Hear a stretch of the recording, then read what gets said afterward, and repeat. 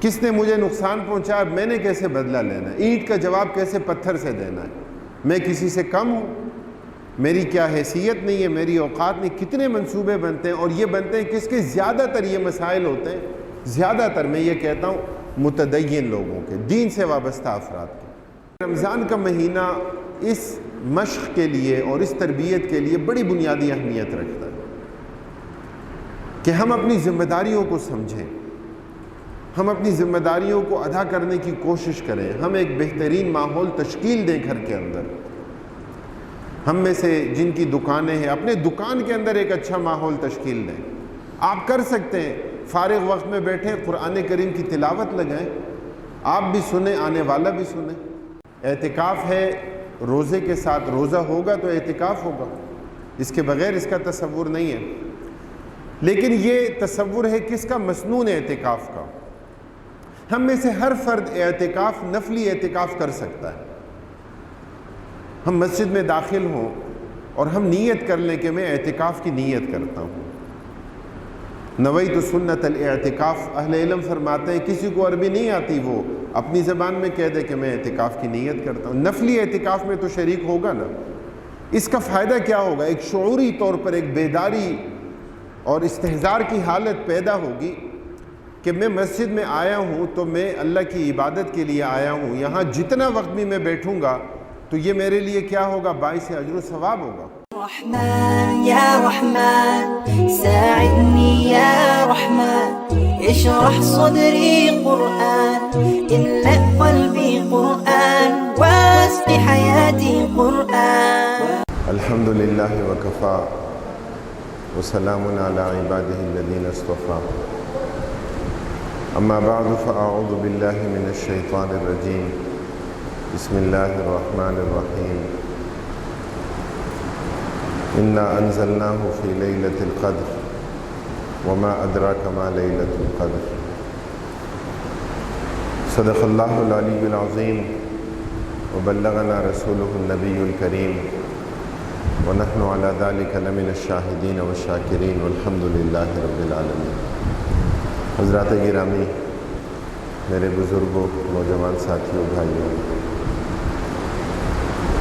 ہم اللہ رب العالمین کا لاکھ لاکھ شکر ادا کرتے ہیں کہ اللہ تعالیٰ نے ہمیں ایمان اور صحت کی دولت سے نوازا، اور اللہ تعالیٰ سے دعا کرتے ہیں کہ اللہ تعالیٰ ہمیں اس کی قدر کرنے کی توفیق نصیب فرمائے۔ رمضان کا مہینہ بڑی تیزی کے ساتھ اپنے اختتام کی طرف بڑھ رہا ہے، اور ظاہر ہے کہ یہ جو وقت کا گزرنا ہے یہ ہم میں سے کسی فرد کے اختیار میں بھی نہیں ہے۔ کوئی چاہے یا نہ چاہے، خوشی ہو یا غم ہو، کسی کے لیے سہولت ہو، کسی کے لیے مشکل ہو، جو بھی ہو، لیکن بالآخر یہ وقت گزر جاتا ہے۔ خوشی بھی دائمی نہیں ہوتی اور کوئی غم بھی ہمیشہ کے لیے نہیں ہوتا۔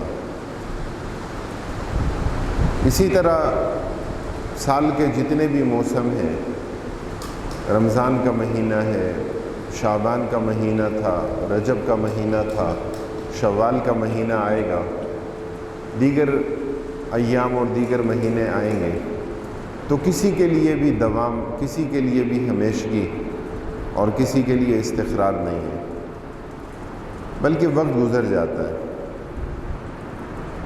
اس لیے میں نے پچھلے جمعے میں بھی یہ بات کی تھی کہ ہمارے لیے سب سے زیادہ اصل اور بنیاد وہ لمحہ موجود ہے، جس وقت میں ہم موجود ہیں بس یہی ہماری متاع ہے۔ ماضی تو گزر چکا، مستقبل تو آئے گا، جب وہ حال میں ڈھلتا ہے وہ ہمارے اختیار میں ہوتا ہے۔ اس کے علاوہ کیا مستقبل ہے اور کیا نہیں ہے ہم میں سے کوئی نہیں جانتا۔ جب کسی کی زندگی کا پتہ نہیں، کسی کی زندگی کا بھروسہ نہیں، کسی کے پاس کوئی ضمانت اور کوئی گارنٹی نہیں، تو وہ کیسے اپنا مستقبل کہہ سکتا ہے؟ اس لیے ہمارے پاس جو موجود ہے وہ ہمارا آج ہے، جو موجود ہے وہ ہمارا آج کا ابھی کا لمحہ ہے۔ یہ ہماری اصل زندگی ہے، یہ ہماری اصل اساس ہے۔ اور رمضان کا مہینہ بھی کہ جس میں اس وقت ہم موجود ہیں، ہمیں کوشش کرنی چاہیے کہ دینی حوالوں سے ہم نے اگر اپنے اہداف طے کیے تو ہم جائزہ لیں کہ وہ اہداف حاصل ہوئے یا نہیں ہوئے، اور اگر ہم نے اہداف طے نہیں کیے تھے تو ابھی آخری عشرہ موجود ہے، بہت برکتوں والا، بڑی سعادت والا، اجر اور ثواب کا حامل، اللہ تعالیٰ کی طرف سے بخشش کا حامل، اللہ تعالیٰ کی طرف سے اجر اور ثواب کا حامل عشرہ وہ موجود ہے۔ ہمیں کوشش کرنی چاہیے کہ ہم اس عشرے میں اللہ تعالیٰ کی کما حقہ عبادت کریں، ہم اللہ تعالیٰ کے احکام کو اپنے سامنے رکھیں، ہم نبی کریم صلی اللہ علیہ وسلم کی سیرت اور سنت کو اپنے سامنے رکھیں، قرآن کریم کے ساتھ اپنے تعلق اور اپنی نسبت کو بڑھائیں، آپ صلی اللہ علیہ وسلم کے ساتھ حقیقی محبت، حقیقی تعلق اور اس کے تقاضوں کو ادا کرنے کی کوشش کریں، یہ مطلوب اور مقصود ہے۔ اور پھر ہم میں سے ہر فرد اپنی اپنی سطح پر اس کی مختلف ذمہ داریاں ہو سکتی ہیں، ہم میں سے ہر فرد، ایک ہماری انفرادی زندگی ہے، ایک ہماری اجتماعی زندگی کے مختلف دائرے ہیں، ہم میں سے جن کی اولاد ہے، ہماری اولاد کے ہم پر حقوق عائد ہوتے ہیں، گھر کی خواتین کے ہم پر حقوق عائد ہوتے ہیں، رشتہ داروں اور پڑوسیوں کے ہم پر حقوق عائد ہوتے ہیں۔ اس لیے ہمیں کوشش یہ کرنی ہے کہ جو لوگ ہماری تربیت میں ہیں، جو لوگ ہماری نگہداشت میں ہیں، جو لوگ ہماری کفالت میں ہیں، جن کے ہم معاشی کفیل ہیں، تو ہم ان کے بارے میں بھی اللہ تعالیٰ سے ڈریں اور ہم ان کی تربیت اور ان کے تزکیے کا بھی بہتر انتظام اور انصرام ہم کر لیں۔ اللہ تعالیٰ ہمیں اس کی توفیق نصیب فرمائے۔ اللہ کے رسول صلی اللہ علیہ وسلم کی عادت مبارکہ تھی کہ یوں تو اس پورے مہینے میں آپ صلی اللہ علیہ وسلم عبادت کیا کرتے تھے۔ آپ صلی اللہ علیہ وسلم کے بارے میں آتا ہے کہ شد مئزرہ وایقظ اہلہ، آپ صلی اللہ علیہ وسلم کمربند کس لیتے تھے۔ یہ ایک استعارہ ہے، یہ ایک ضرب المثل ہے، کمر کس لینا، کسی کام کے لیے اپنے آپ کو آمادہ کرنا، کسی کام کے لیے اپنے آپ کو تیار کر لینا۔ وایقظ اہلہ، اور آپ صلی اللہ علیہ وسلم اپنے گھر والوں کو بھی جگاتے تھے، صرف خود عبادت نہیں، گھر والوں کو بھی جگانا، گھر والوں کو بھی عبادت کے لیے آمادہ اور تیار کرنا، ایک ایسا ماحول بنانا کہ جس کے نتیجے میں لوگ عبادت کی طرف راغب ہوں۔ یہ ہماری ذمہ داری ہے۔ اکثر و بیشتر ہمارے معاشرے میں دیکھیے لوگ گلہ کرتے ہیں، لوگ بعد میں بات کرتے ہیں، لیکن ہم چاہیں یا نہ چاہیں ہمارے گھر میں ایک ماحول بنتا ہے ٹیلی ویژن کی وجہ سے، ہمارے گھر میں ایک ماحول بنتا ہے ڈراموں کی وجہ سے، ہمارے گھر میں ایک ماحول بنتا ہے رسم اور رواج کی وجہ سے، ہمارے گھر میں ایک ماحول بنتا ہے خواتین کی جو آپس میں ملاقاتیں، نشستیں، پڑوسیوں کا فیشن کیا ہے، کیا کوئی ڈیزائننگ ہے، انٹیریئر کیسا ہونا چاہیے، وہ جو مسابقت ہے نا، آپس میں ایک دوسرے سے آگے بڑھنا ہے، یہ ایک ماحول ڈیولپ ہوتا ہے، یہ ایک خاص طرح کا انوائرمنٹ بن جاتا ہے۔ ایک تو ہماری صورت یہ ہے کہ ہم محرک نہ ہوں اور ہم یہ سمجھے کہ ٹھیک ہے جو ماحول بن رہا ہے ہم بھی اس بھیڑ چال کے اندر، یعنی عموماً میں نے دیکھا ہے کہ یہ جو خوشی غمی کے مواقع ہوتے ہیں زیادہ تر خوشی کے، تو یہ خواتین کے دم سے قائم ہوتے ہیں۔ مرد حضرات تو اس میں عضو معطل کی طرح ہوتے ہیں، انہیں پتہ ہی نہیں ہوتا کیا کرنا ہے، کیسے کرنا ہے، ساری چیزیں کہ کب کون سی رسم ہے اور کس رسم میں کیا کرنا ہے، یہ ساری چیزیں ازبر ہوتی ہیں خواتین کو۔ تو ایک تو صورت یہ ہے کہ مرد حضرات کہیں کہ ٹھیک ہے جو صورتحال ہے، جس طرح کا ماحول بن گیا، جو انوائرمنٹ بن گیا، اسی کے اندر بس ہم چل رہے ہیں، آگے بڑھ رہے ہیں۔ ایک یہ کہ آپ خود محرک بننے کی کوشش کریں، آپ اس بات کا جائزہ لیں کہ میرے گھر میں تلاوت کا معمول نہیں ہے، کیا صورت اختیار کی جائے، کیا تدبیر اختیار کی جائے کہ قرآن کریم کے ساتھ لوگوں کا تعلق اور لوگوں کا شغف بڑھ جائے۔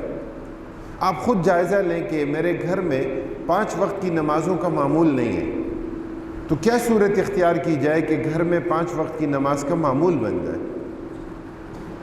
جب یہ احساس پیدا ہوگا نا، تو اس کے بعد جب اگلا اقدام آپ کریں گے، کوئی بھی ایکشن آپ اس کے لیے تجویز کریں گے، تو اس کی مختلف صورتیں ہوں گی، اس میں سبب، وجہ، ذریعہ کچھ بھی ہو سکتا ہے کہ گھر کا ماحول نہیں ہے۔ کیوں نہیں ہے؟ اس لیے کہ گھر میں تو شیطانی ماحول ہے۔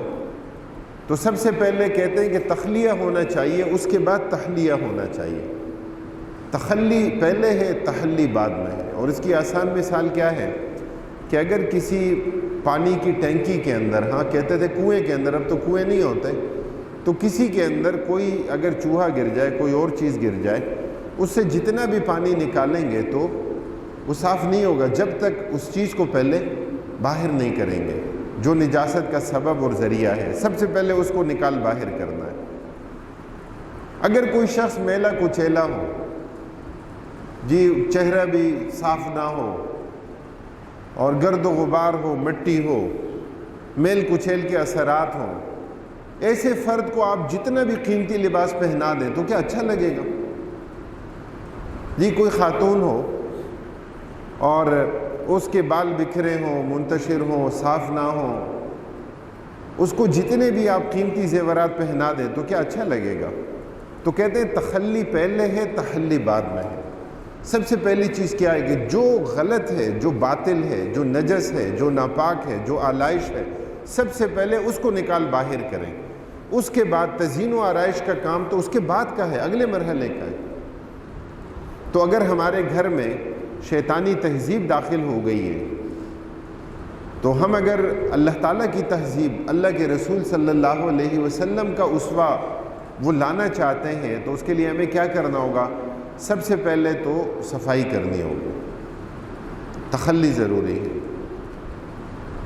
تو آپ دیکھیے کہ اگر گھر میں بے برکتی ہے، اگر گھر میں نحوست ہے، اگر گھر میں نجاست ہے، اگر گھر میں ناپاکی ہے، گھر میں آلائش، اس کی جو بھی صورت ہو، صاحب البیت ادری بما فی، گھر والے کو پتہ ہے کہ گھر کے اندر کیا ہے، کسی اور کو تو نہیں پتہ، گھر والے کو پتہ ہے کہ گھر کے اندر کیا ہے۔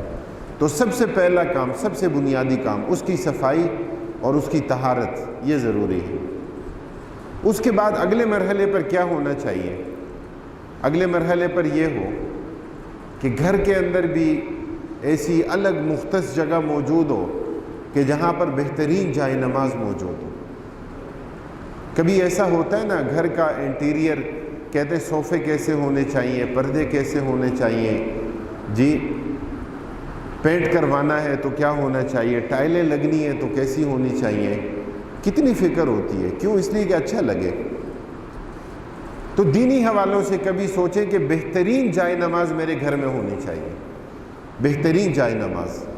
آپ اگر عادی ہیں کہ اپنی انگلیوں پر آپ تسبیح پڑھتے ہیں، ٹھیک ہے، اللہ کے رسول صلی اللہ علیہ وسلم کا معمول ہے اپنے دائیں ہاتھ پر، دائیں ہاتھ کی انگلیوں پر، بائیں ہاتھ پر نہیں۔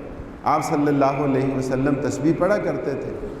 لیکن اگر آپ معمول آپ کا ہے کہ آپ تسبیح پڑھتے ہیں تسبیح کے دانوں پر، تو اس کے لیے بھی جواز ہے۔ تو اچھی بہترین تسبیح ہونی چاہیے، قرآن کریم کا بہترین مصحف ہونا چاہیے، بہترین اچھی خوشبو ہونی چاہیے۔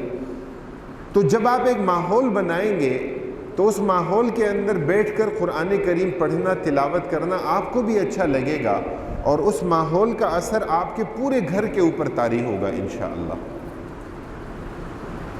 اس بات کے لیے کوشش کرنی چاہیے۔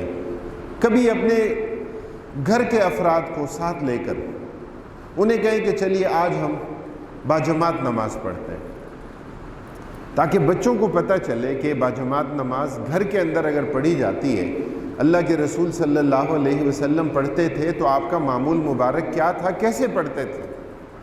یہ نیکیوں کو فروغ دینا ہے، یہ نیکیوں کو پروان چڑھانا ہے، یہ نیکیوں کی نشو و نما ہے اور ان کی اشاعت ہے۔ آپ صلی اللہ علیہ وسلم کا معمول مبارک تھا. اس وقت تو ہمارے ہاں یہ ختم قرآن کا ایک ٹرینڈ چل رہا ہے نا، لوگ ختم قرآن کی بات کریں، اس پر بھی دونوں طرف کی آراء آ جاتی ہیں کہ جی یہ سنت ہے یا بدعت ہے.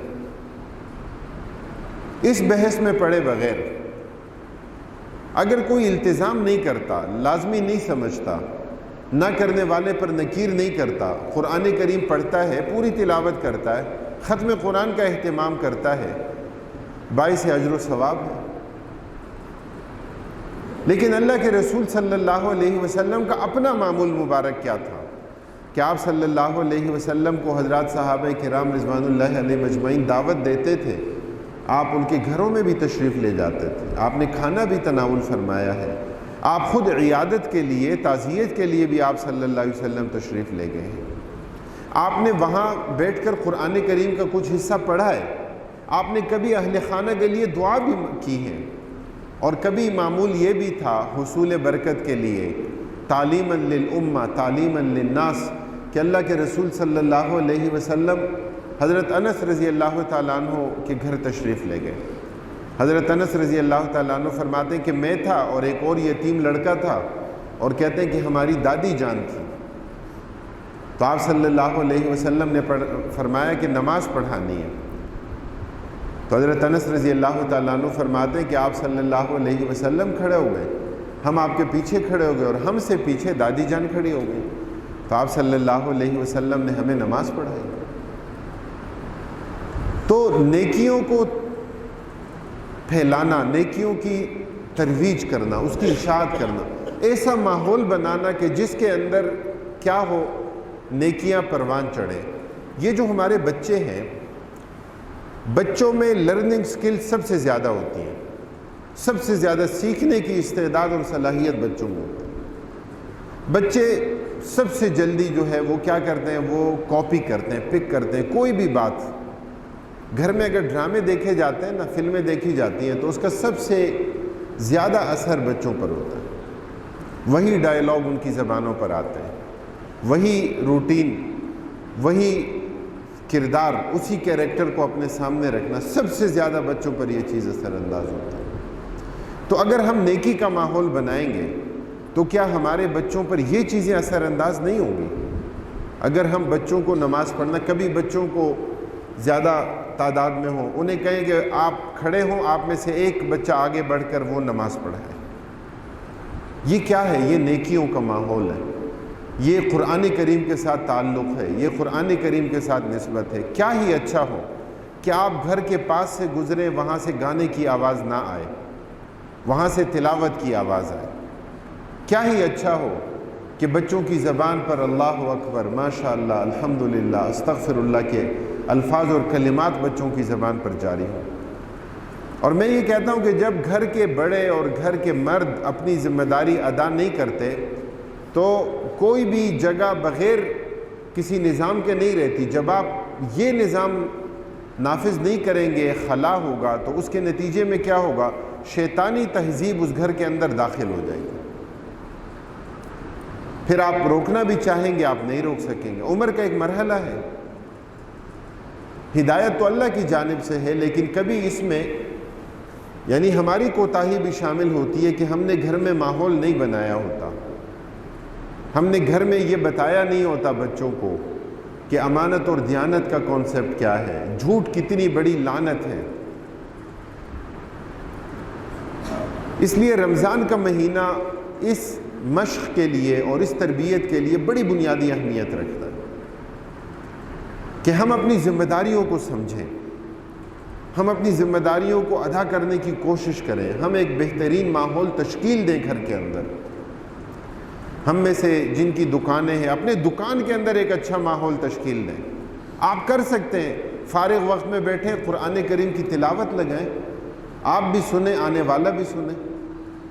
آپ کر سکتے ہیں کہ بہترین تغرے موجود ہیں کہ جس پر قرآن کریم کی آیات، قرآن کریم کی صورتیں لکھی ہیں، وہ آویزہ کریں.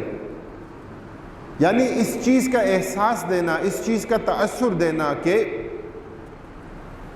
اللہ رب العالمین کا کلام، نبی کریم صلی اللہ علیہ وسلم کی سیرت اور سنت، دین کا جامع نظام، وہ ہمارے گھر کے اندر بھی نظر آئے، وہ ہماری دکان کے اندر بھی نظر آئے، وہ ہمارے کاروباری ادارے کے اندر بھی نظر آئے، وہ ہمارے اسکول کالج یونیورسٹی کے اندر بھی نظر آئے، وہ ہمارے پڑوس میں بھی نظر، ہر جگہ پر اس بات کا احساس موجود ہو کہ ہم الحمدللہ مسلمان ہیں اور اسلام زندگی کا ایک بہترین نظریہ رکھتا ہے، اسلام ہمیں ایک بہترین لائحہ عمل دیتا ہے، اسلام ہمیں ایک بہترین نظام عطا کرتا ہے۔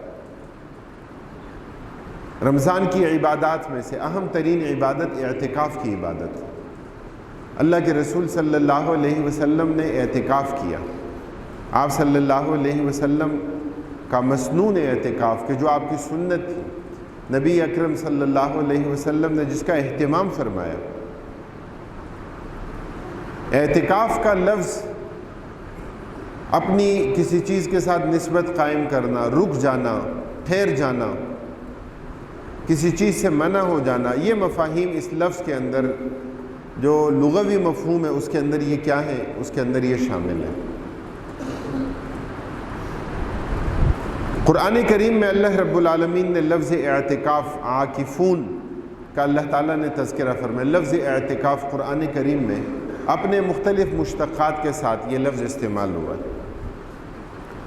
اللہ کے رسول صلی اللہ علیہ وسلم اس کا اہتمام فرماتے تھے، اور ظاہر ہے کہ اس کے احکام ہیں ہر مسجد میں، اور زیادہ بہتر یہ کہ جامع مسجد ہو۔ تو عموماً اب تو جتنی مساجد ہوتی ہیں الا یہ کہ کوئی دور دراز کسی بستی میں، کسی قریہ گاؤں میں کوئی مسجد ہو کہ جو جامع نہ ہو، ورنہ عموماً جو مساجد ہوتی ہیں تو وہ جامع مسجدیں ہوتی ہیں، تو 5 وقت کی نماز ہوتی ہے، وہاں جمعے کی نماز ہوتی ہے، تو اس میں اعتکاف یہ نبی کریم صلی اللہ علیہ وسلم کی سنت ہے۔ 20 رمضان کو مغرب کی نماز سے پہلے، مغرب کے وقت سے پہلے آپ اس مسجد میں جہاں اعتکاف کرنا ہے، جو آپ کا معتکف ہے، اعتکاف کی جگہ ہے، معتکف اس میں مفعول ہے اعتکاف کی جگہ، اور معتکف اس میں فاعل ہے اعتکاف کرنے والا، وہاں پہنچ جائے، اس لیے کہ 21ویں شب شروع ہو جائے گی،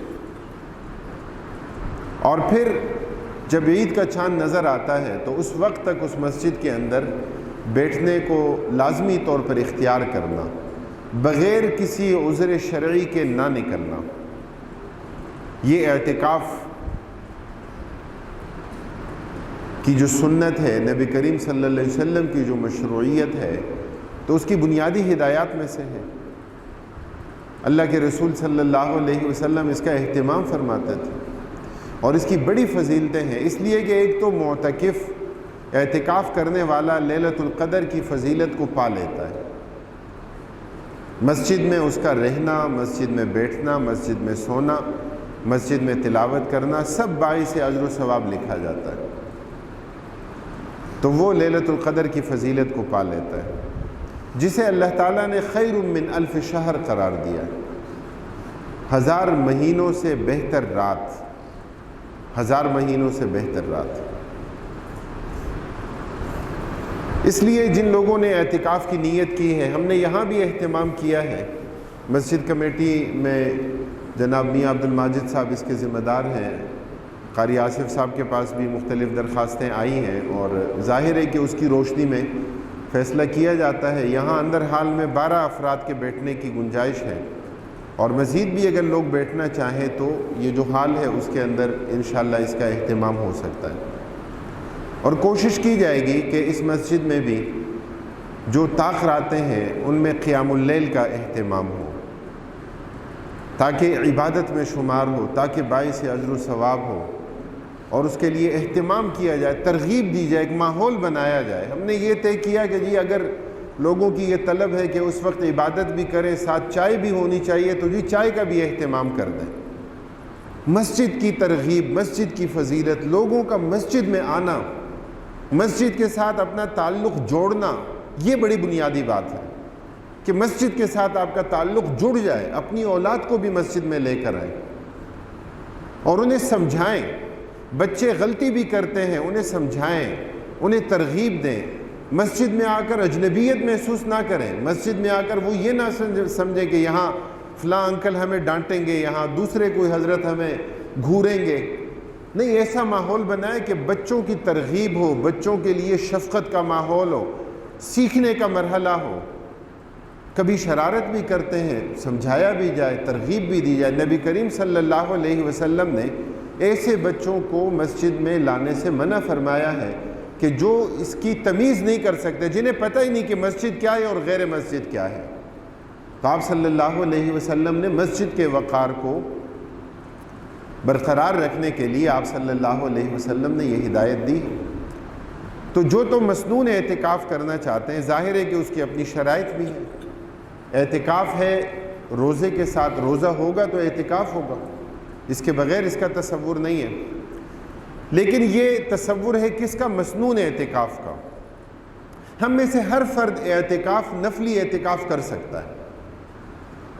ہم مسجد میں داخل ہوں اور ہم نیت کر لیں کہ میں اعتکاف کی نیت کرتا ہوں، نویت سنت الاعتکاف۔ اہل علم فرماتے ہیں کسی کو عربی نہیں آتی، وہ اپنی زبان میں کہہ دے کہ میں اعتکاف کی نیت کرتا ہوں۔ نفلی اعتکاف میں تو شریک ہوگا نا۔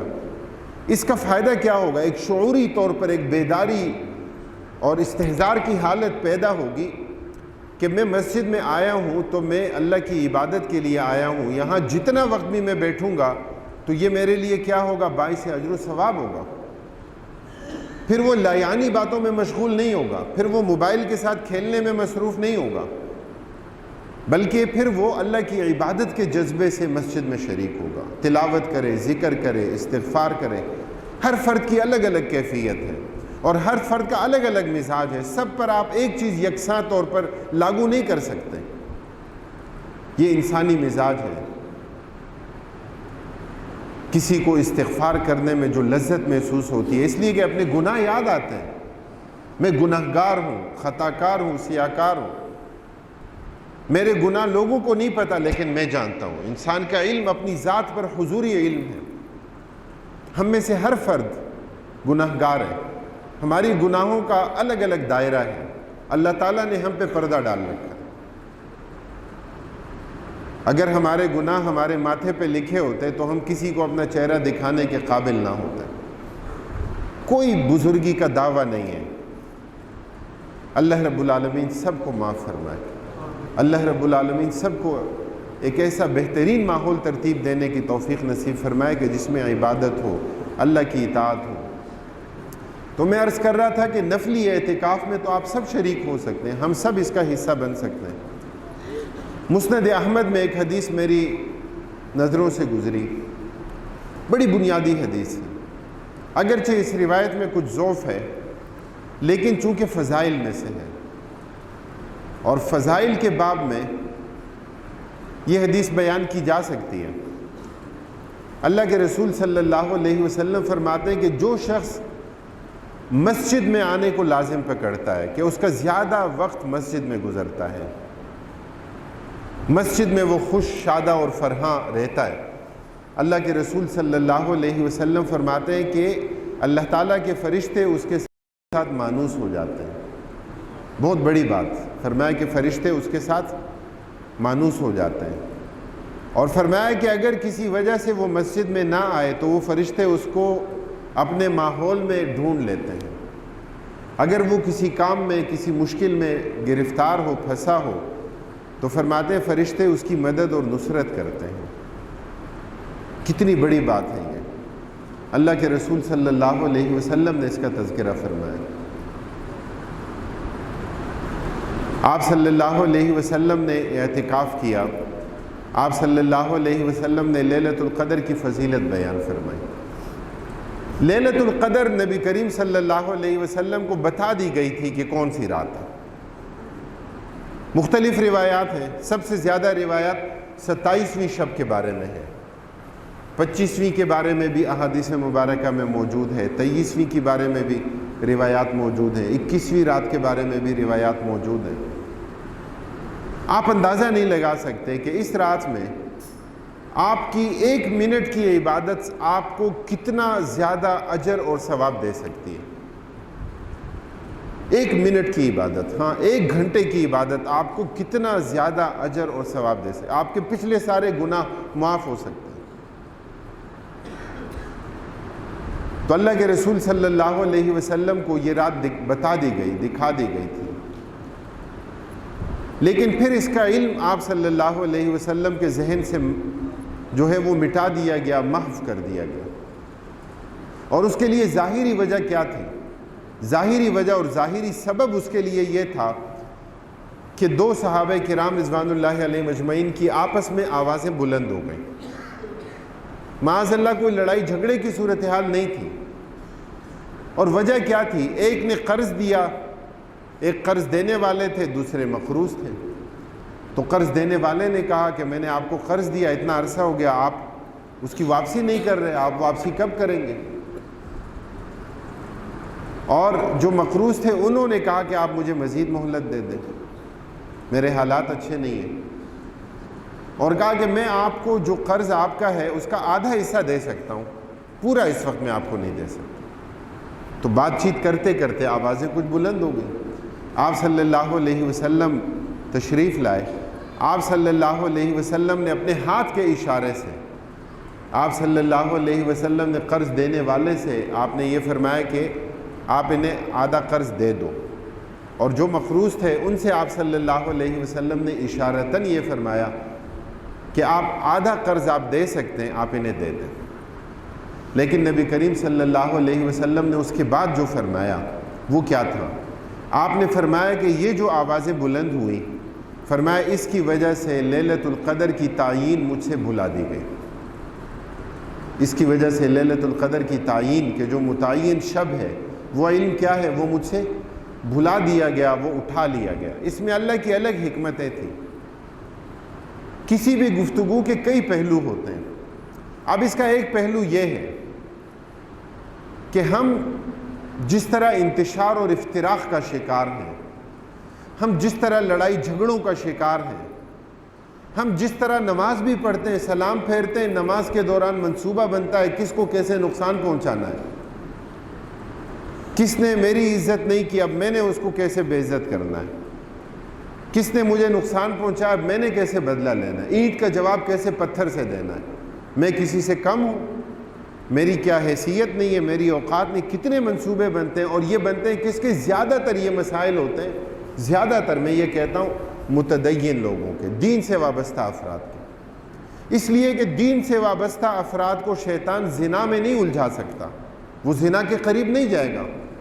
دین سے وابستہ افراد کو شیطان سود خوری کی طرف نہیں لے جا سکتا، وہ کہے گا کہ بھئی سود تو حرام ہے، سودی لین دین نہیں کروں گا۔ دین سے وابستہ افراد کو شیطان حرام کھانے کی طرف، مردار کھانے کی طرف، خنزیر کھانے کی طرف نہیں لے جا سکتا، وہ انکار کرے گا کہ نہیں بھئی میں اس حرام کا ارتکاب نہیں کروں گا۔ تو پھر جو متدین لوگ ہیں، جو دین سے وابستہ ہیں، جو مسجد میں آتے ہیں، جو نمازیں پڑھتے ہیں، جو عمرے کرتے ہیں، جو حج کے لیے جاتے ہیں، جن کی وضع قطع دیندار لوگوں کی ہے، ان کو شیطان گمراہ کرتا ہے سب سے زیادہ۔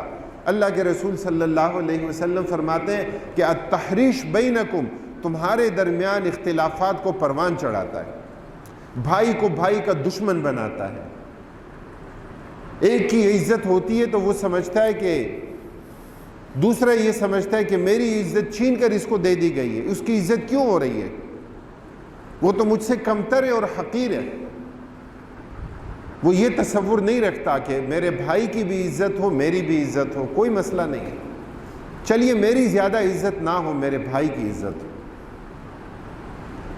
یہ چیزیں ملٹیپلائی کرنے سے بڑھتی ہیں۔ آپ کسی کو محبت دیتے ہیں، آپ کو بدلے میں محبت ملے گی۔ آپ نفرت دیتے ہیں، آپ کو بدلے میں اس سے زیادہ نفرت ملے گی۔ آپ کسی کا ادب اور احترام کرتے ہیں، اس میں اگر انسانیت ہوگی وہ آپ سے بڑھ کر آپ کو ادب اور احترام دے گا۔ انتشار اور افتراق، اللہ کے رسول صلی اللہ علیہ وسلم فرماتے ہیں ما ضل قوم بعد ہدن کانوا علیہ الا اوتوا الجدل۔ امام ابن ماجہ رحمہ اللہ نے روایت ذکر کی ہے کہ ہدایت کے بعد گمراہی جب آتی ہے تو وہ کیوں آتی ہے؟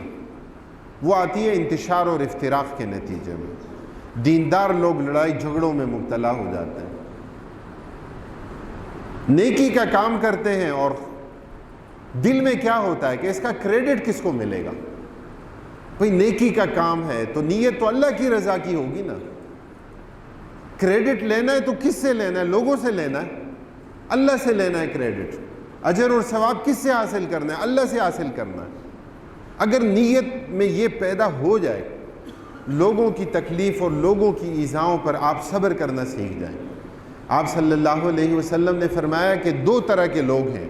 فرمایا ایک وہ شخص ہے جو الگ تھلگ رہتا ہے، تخلیے میں، تنہائی میں رہتا ہے، لوگوں کے ساتھ اس کے معاملات نہیں ہیں، لوگوں کے ساتھ اس کا برتاؤ نہیں ہے کوئی۔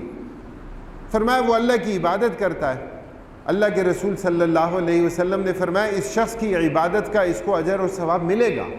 فرمایا دوسرا شخص وہ ہے جو اجتماعیت میں رہتا ہے، لوگوں کے ساتھ گھل مل کر رہتا ہے، لوگ اسے تکلیف دیتے ہیں، لوگ ایذا دیتے ہیں، لوگوں کی زبان سے کوئی بات نکلتی ہے اس کو تکلیف پہنچتی ہے، اور فرمایا کہ وہ اس پر صبر کرتا ہے، فرمایا اسے بہت زیادہ اجر اور ثواب ملے گا۔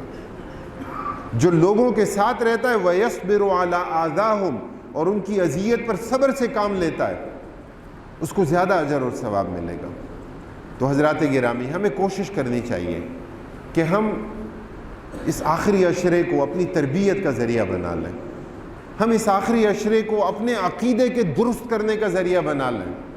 ہم یہ نہ سمجھیں کہ اللہ اکبر صرف مسجد میں، اللہ اکبر ہر جگہ، اقتدار کے ایوانوں میں بھی اللہ سب سے بڑا ہے، کوئی انگریز کا قانون بڑا نہیں ہے، عدالتی فیصلوں میں بھی اللہ اکبر، قرآن اور سنت نافذ ہونا چاہیے۔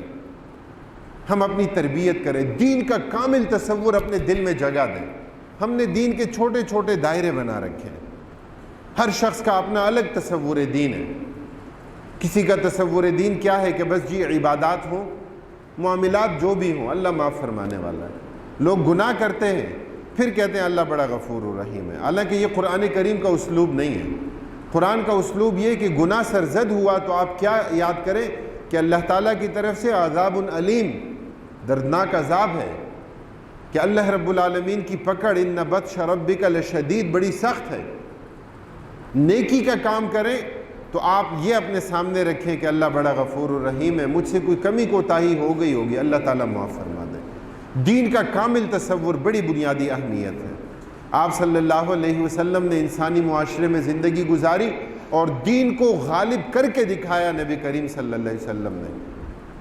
ہمیں بھی دین کو غالب کرنا ہے، اس کے لیے اپنی سطح پر اپنی اپنی ذمہ داریوں کو ادا کرنا ہے۔ یہ حاکمیت کا، اللہ کی حاکمیت کو نافذ کرنے کا، یہ اللہ کی زمین پر اللہ کے نظام کو نافذ کرنے کا پیغام اور تصور ہے۔ اللہ رب العالمین ہمیں اس کی توفیق نصیب فرمائے۔ وآخر دعوانا ان الحمد للہ رب العالمین۔